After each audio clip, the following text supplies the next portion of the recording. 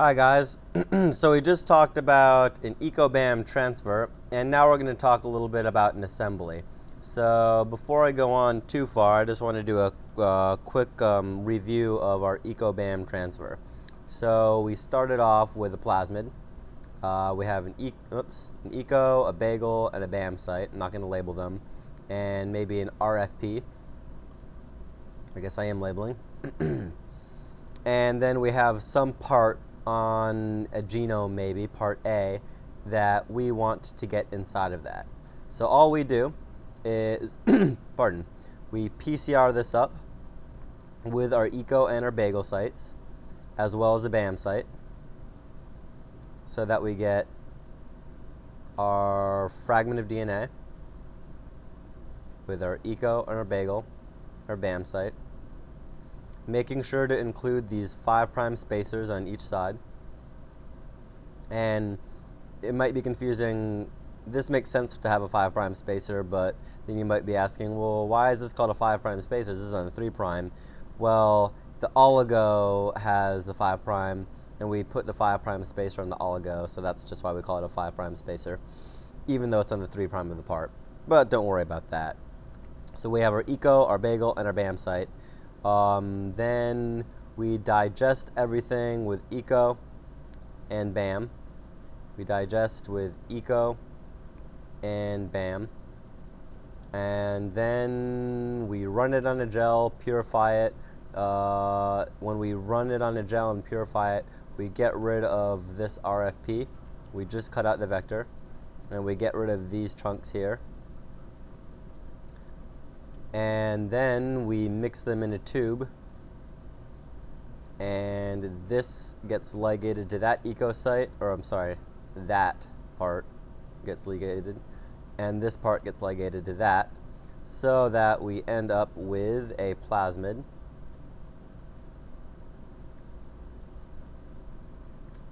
that looks like this. So eco, bagel, BAM. We then QC it. We just cut with eco and bagel again.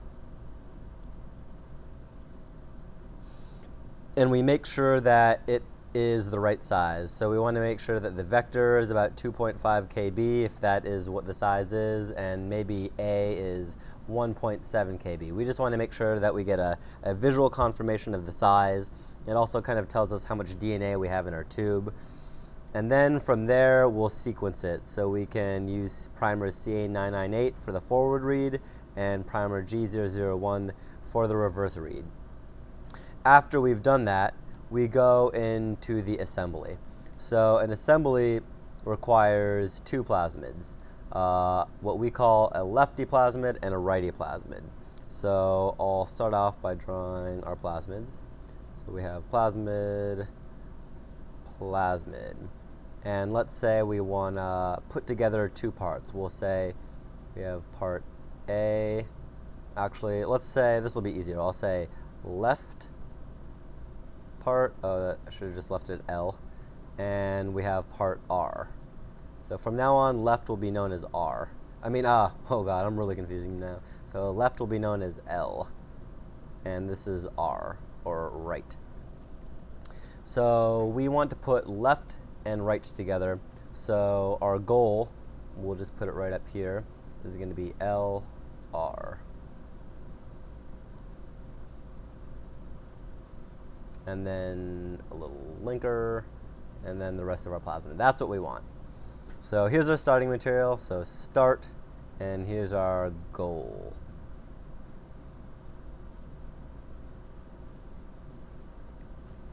So let's just draw in the rest of our little landmarks. So we have an eco, bagel, BAM, and a zo. We have eco, we have bagel, we have BAM, and then we have a zo. And what we want is to make sure that this chunk is to the left of that chunk, and this chunk, again, is to the right of that. So what we're going to do is digest our lefty with BAM and ZO. So that will give us 2 fragments. So we can just draw a line like that. We have this fragment, and we have this other fragment. So this is going to be the large fragment. So large, and this is this small fragment. And this may depend on how big your part is. If this is a really small part, then our large fragment might be actually small and our small might be large, but for now this will work. And then on our right part, our right hand part, we're going to digest not with BAM-ZO, but with bagel-ZO. So bagel-ZO. And that will cut our plasmid in half. And it looks like this is a large part, larger, and this will be our small part. And then we just run this on a gel. So here's our gel. I'm going to leave the ladder out because it's too much of a headache to draw. So here's our left, here's our right, and then we're going to get 2 bands. There may be a 3rd band of singly cut, but don't worry about that for now. So we have 2 bands, our large and our small, and then for our right we have our large and our small. And we want the left part, so we're going to pick out the large part, which is going to be this one on that side, and we're going to cut that out and then gel purify. And then we want the large part here as well, so large. So we're going to cut this one out as well. So then that means we've gotten rid of these chunks of DNA and we only have what's left over. This here, I'll just circle it. We only have from this bagel site over to this ZO, and from this BAM site over to that ZO. So I'm just going to redraw that. So now we have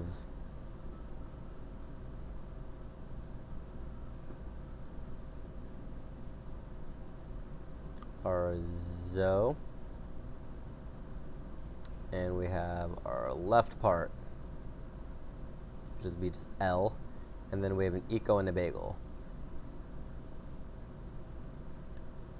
And then a BAM site, which is digested, which is going to look like something like this. So we have an overhang. And then, oh yeah, and I forgot about the ZO. That will also have an overhang. And then over on this side, we have a similar situation. We just have one of our fragments, it's just that large fragment, and we have our R, our right hand part, and we have a BAM, which is undigested, and we have this ZO, which is the other half,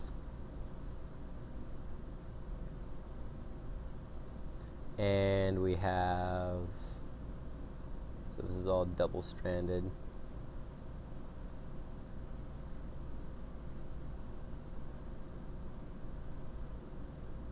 I'll fill this one out while I'm at it.